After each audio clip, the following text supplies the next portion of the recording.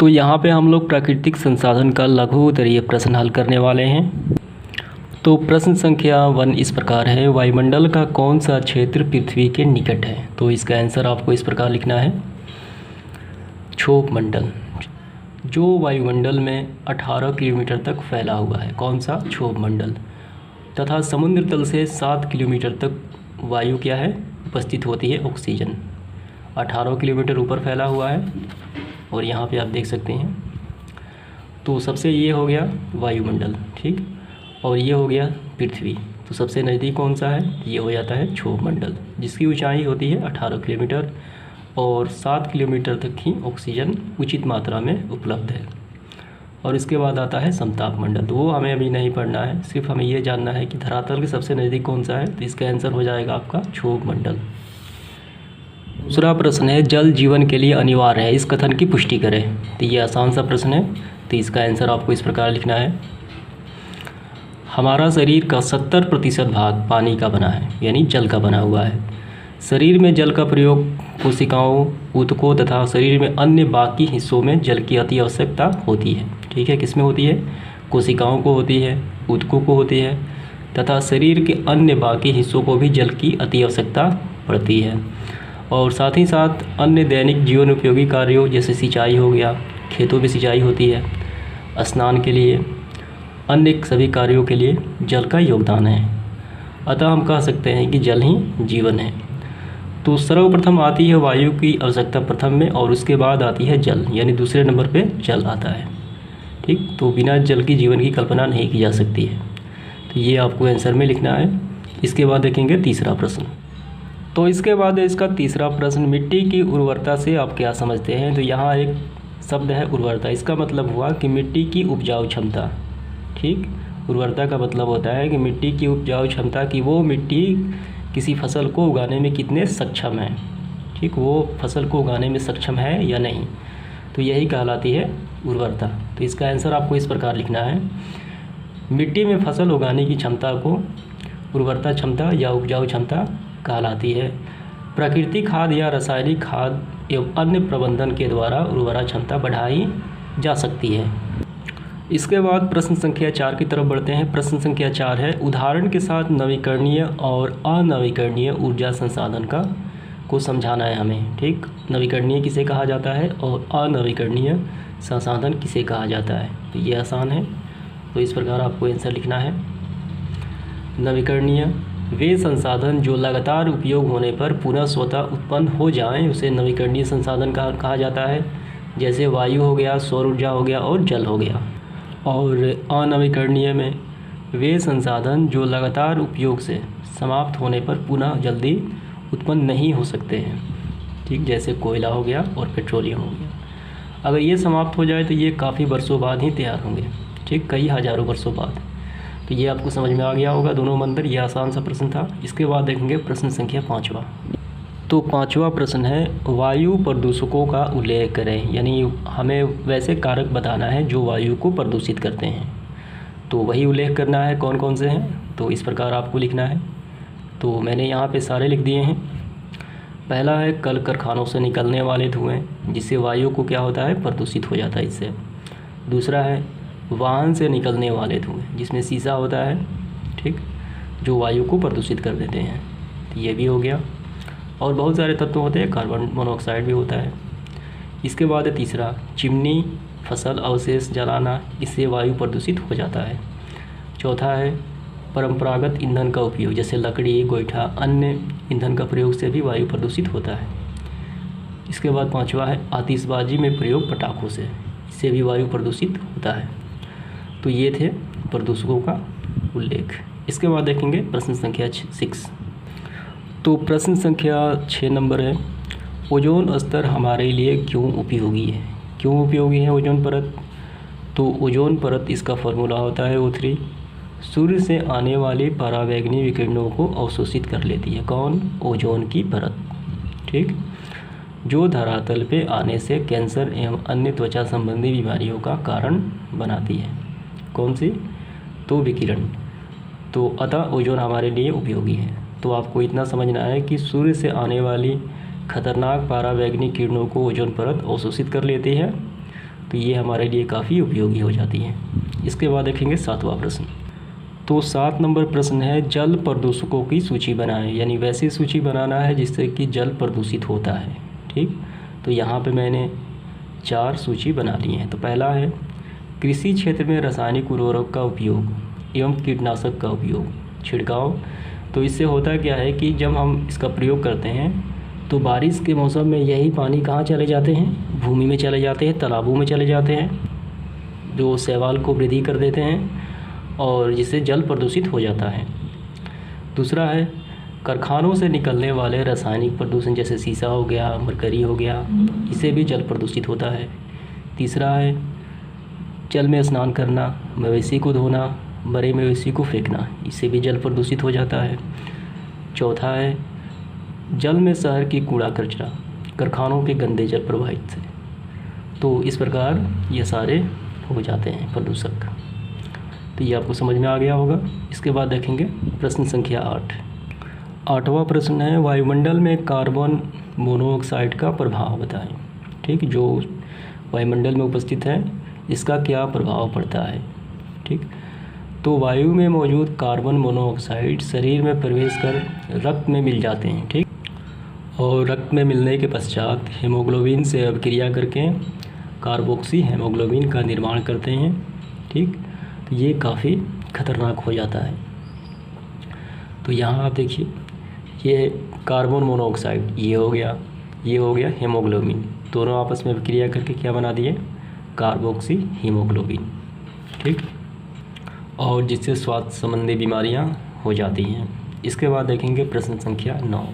तो इस प्रकार है ओजोन ऊपरी वायुमंडल में कैसे बनता है, यानी ओजोन का निर्माण कैसे होता है ये हमें यहाँ पे बताना है। तो ये आसान सा प्रश्न है, इस प्रकार आपको देखने हैं, इसका आंसर आपको समझ में आ जाना चाहिए। ओजोन यानी O3, इसका रासायनिक सूत्र होता है। ओजोन का निर्माण वायुमंडल में ऊपरी परत में परावैंगनी प्रकाश के द्वारा ऑक्सीजन गैस के टूटने से होता है। कैसे होता है, परावैंगनी प्रकाश से ऑक्सीजन गैस जब टूट जाती है तो ओजोन परत का निर्माण हो जाता है। इस प्रकार परावैंगनी किरण प्लस में ऑक्सीजन मिलके क्या बनाते हैं, ओजोन। ठीक, तो यही तो हमें बताना था। अब ये भी आपको लिखना है। ओजोन ऑक्सीजन का एक रूप है जिसमें ऑक्सीजन के 3 परमाणु होते हैं। इसका रासायनिक सूत्र क्या होता है, इसका रासायनिक सूत्र होता है O3। तो ये आपको पहले से मालूम होगा, ये आसान सा प्रश्न है। इसके बाद देखेंगे 10वां प्रश्न। तो 10 नंबर प्रश्न इस प्रकार है नाइट्रिक ऑक्साइड और नाइट्रोजन डाइऑक्साइड वातावरण में कैसे बनते हैं, समीकरण के साथ हमें लिखना है। तो इस प्रकार बनते हैं नाइट्रिक ऑक्साइड। तो सबसे पहले वायु में उपस्थित नाइट्रोजन और ऑक्सीजन दोनों मिल जाएंगे तो क्या बन जाएगा, नाइट्रिक ऑक्साइड। जब ये नाइट्रिक ऑक्साइड बन जाता है तो ये पुनः ऑक्सीजन के साथ अपक्रिया करके क्या बनाता है, तो ये बनाता है नाइट्रोजन डाइऑक्साइड। आपको समझ में आ गया होगा कि वायु में उपस्थित नाइट्रोजन और ऑक्सीजन मिलकर बनाते हैं नाइट्रिक ऑक्साइड, और जब ये नाइट्रिक ऑक्साइड बन जाता है तब पुनः ऑक्सीजन के साथ संयोग करता है। यहाँ देखिए ये हो गया नाइट्रिक ऑक्साइड, बिना ऑक्सीजन के साथ संयोग किया तो बन जाता है क्या, NO2 नाइट्रिक डाइऑक्साइड। ठीक, जैसे CO2 होता है तो हम कहते हैं कार्बन डाइऑक्साइड, वैसे ही नाइट्रोजन डाइऑक्साइड। आपको समझ में आ गया होगा। इसके बाद देखेंगे 11 नंबर प्रश्न। 11 नंबर प्रश्न में है BOD का उल्लेख करें। ये क्या कहलाता है BOD। ठीक, तो इसका मतलब होता है बायोकेमिकल ऑक्सीजन डिमांड। इस प्रकार बायोकेमिकल ऑक्सीजन डिमांड क्या कहलाता है, तो यहाँ आप देखिए जल में कार्बनिक पदार्थों की सड़न की प्रक्रिया में कार्बनिक पदार्थों को ऑक्सीकृत यानी विघटित होने में जितना ऑक्सीजन लगता है उसे क्या कहा जाता है, BOD कहलाता है। ठीक, तो ये रासायनिक खाद द्वारा जब जल में छिड़काव होता है तो चले जाते हैं तो शैवाल की वृद्धि कर देते हैं, तो वहाँ पे ये प्रक्रिया घटित होती है। ठीक, तो इसके बाद देखेंगे प्रश्न संख्या 12। 12 नंबर प्रश्न में है समीकरण देकर बताइए कैसे वायुमंडल में सल्फ्यूरिक एसिड बनता है। तो वायुमंडल में बनता है, पहले बनेगा सल्फ़र और ऑक्सीजन संयोग करके बनाते हैं सल्फ़र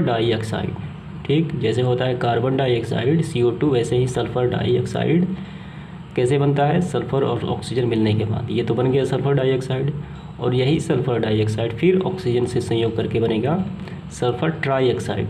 यहाँ पे 3 आ गया। और ये जो सल्फ़र ट्राइऑक्साइड है, तो वायुमंडल में क्या होते हैं? बादल। बादल में क्या होता है? जल होता है। तो ये जल वाष्प सल्फ़र ट्राइऑक्साइड से मिल जाएंगे ऊपर और बन जाएगा सल्फ्यूरिक एसिड। तो ये कहाँ से प्राप्त होता है? ये वाहनों के धुएँ से डायरेक्ट निकलता है वायुमंडल में। ठीक, ये चिमनी और वाहन के धुएँ से। तो इसका आंसर आपको इस प्रकार लिखना है। इसके बाद देखेंगे प्रश्न संख्या 13 नंबर प्रश्न में है, किन कारणों से ओजोन परत का क्षीण यानी नष्ट होता है? किन कारणों से होता है ओजोन परत का नष्ट? ये होता है क्लोरोफ्लोरोकार्बन से। तो ये आसान सा प्रश्न है, तो इसका आंसर आपको इस प्रकार लिखना है, क्लोरोफ्लोरोकार्बन।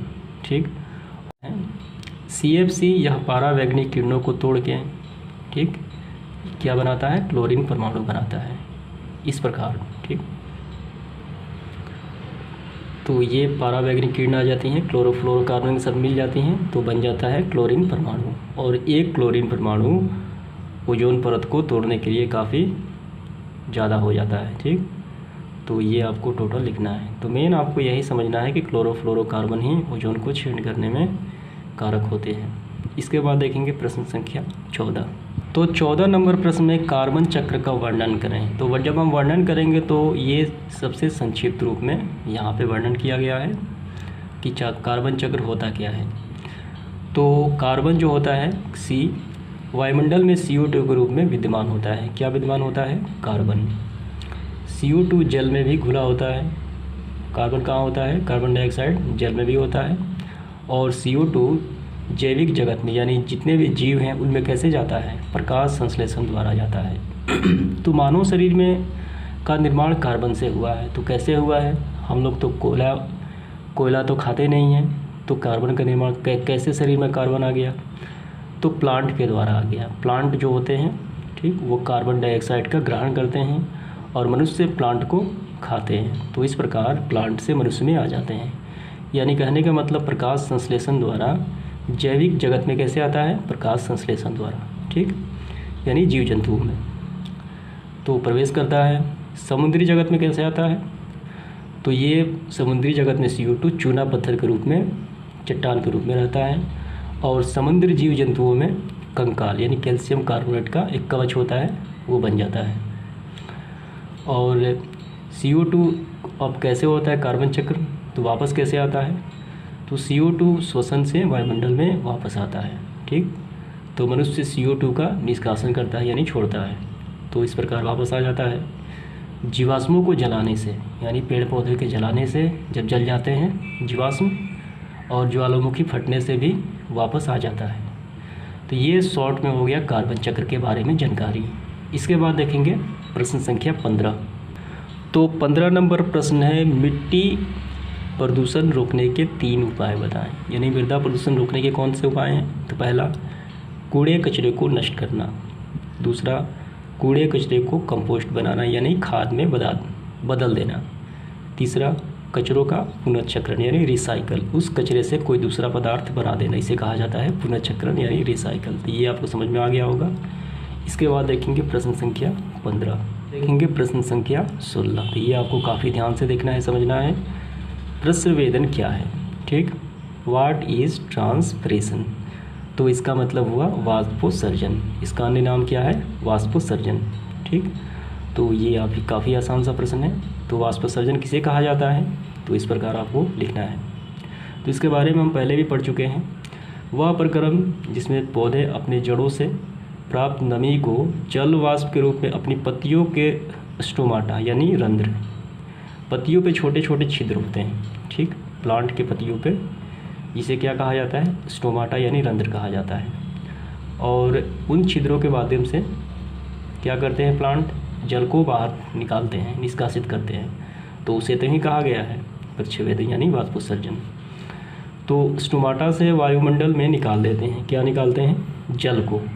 ठीक, तो उसे क्या कहा जाता है? प्रस्रवेदन या वाष्पोत्सर्जन। आपको समझ में आ गया होगा। पत्तियों द्वारा यानी पेड़ पौधों द्वारा पत्तियों के रंध्रों द्वारा जल का निष्कासन क्या कहलाता है? वाष्पोत्सर्जन कहलाता है, यानी प्रस्रवेजन कहलाता है। इसके बाद देखेंगे प्रश्न संख्या 17 नंबर प्रश्न है, प्रकाश संश्लेषण की क्रिया का क्या महत्व है? ठीक, यानी प्रकाश संश्लेषण से क्या क्या होते हैं, क्या लाभ होता है, इसका क्या महत्व है? तो पहला है, प्रकाश संश्लेषण क्रिया वायुमंडल में ऑक्सीजन को संतुलित रखने में सहायक होती है। ठीक है, ये पहला हो गया। करती है CO2 को जैविक जगत में पहुंचाने का बड़ा योगदान करती है। कौन? प्रकाश संश्लेषण। ये दो ही बहुत महत्वपूर्ण कार्य करती है। तो यहाँ आप डायग्राम के माध्यम से हम समझ लेते हैं। तो यहाँ आपको देखना है, जब प्रकाश संश्लेषण होता है तो प्लांट को क्या चाहिए? कार्बन डाइऑक्साइड चाहिए, जल चाहिए, सूर्य का प्रकाश चाहिए और पत्तियों का क्लोरोफिल चाहिए। ये सारे होने के बाद प्रोडक्ट में क्या बनता है? ग्लूकोज बनता है और ऑक्सीजन बनता है। तो यहाँ आपको ध्यान देना है। तो यहाँ देखिए, प्रकाश संश्लेषण हो गया, क्या निकलता है प्रोडक्ट के तौर पे? ऑक्सीजन। ऑक्सीजन कहाँ चला गया फिर? वायुमंडल में, यहाँ पे। ठीक, और दूसरा प्रकाश संश्लेषण महत्वपूर्ण होता है क्या? जो वायुमंडल में कार्बन डाइऑक्साइड है, प्रकाश संश्लेषण द्वारा ही कहाँ होते हैं? वो जाते हैं पेड़ पौधों में। ठीक, और यही पेड़ पौधे का कार्बन डाइऑक्साइड जाता है जंतु जगत में। तो कार्बन डाइऑक्साइड का मेन जंतु और सभी जीवों में पहुंचाने का किसका श्रेय जाता है? तो ये प्रकाश संश्लेषण का ही जाता है। पौधे प्रकाश संश्लेषण में CO2 ग्रहण करते हैं वायुमंडल से, इस प्रकार। ठीक, और पेड़ पौधों को खाते हैं जीव, तो इसका कार्बन इसमें आ गया। ठीक, तो इसका बहुत महत्वपूर्ण रोल है प्रकाश संश्लेषण का, यहाँ पे भी आप देख लीजिए। इसके बाद देखेंगे प्रश्न संख्या 18, अमोनीकरण किसे कहा जाता है? ठीक, किसे कहते हैं अमोनीकरण? तो यहाँ पे आपको देखना है, इसका आंसर यहाँ पे दिया हुआ है। जब जंतु या पौधे की मृत्यु हो जाती है, जब मर जाते हैं, तो मिट्टी में मौजूद बैक्टीरिया, जो मिट्टी में बैक्टीरिया मौजूद होते हैं, उस मरे हुए जीव या पौधे को क्या बना देते हैं? पौधे में स्थित प्रोटीन को, ठीक, जो उसमें प्रोटीन होता है, उस मरे हुए जो तत्व होता है, प्रोटीन को अमोनिया में बदल देते हैं। तो इस प्रक्रिया को क्या कहा जाता है? अमोनीकरण कहा जाता है। तो आपको समझ में आ गया होगा, जब कोई पौधा मर जाता है या जंतु मर जाते हैं तो उसमें उपस्थित प्रोटीन को जब बैक्टीरिया अमोनिया में बदल देते हैं तो उसे कहा जाता है अमोनीकरण। ठीक, तो ये समाप्त हुआ लघु उत्तरीय प्रश्न। उम्मीद करता हूँ आपको समझ में आ गया होगा। तो आज की वीडियो में इतना ही। इसके बाद आएगा दीर्घ उत्तरीय प्रश्न। तो धन्यवाद।